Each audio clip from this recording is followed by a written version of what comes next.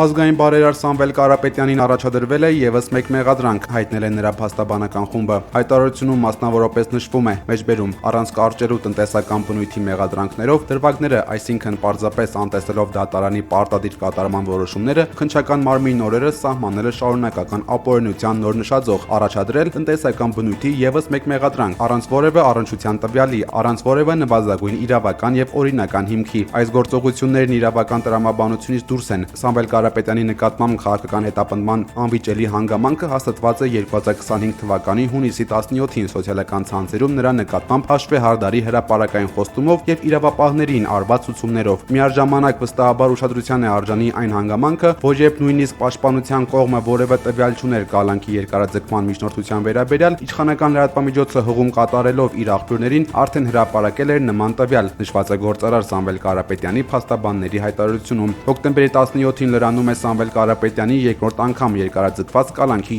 2 ամիսը, դատական նոր նիստի օրը դեռ հայտնի չէ։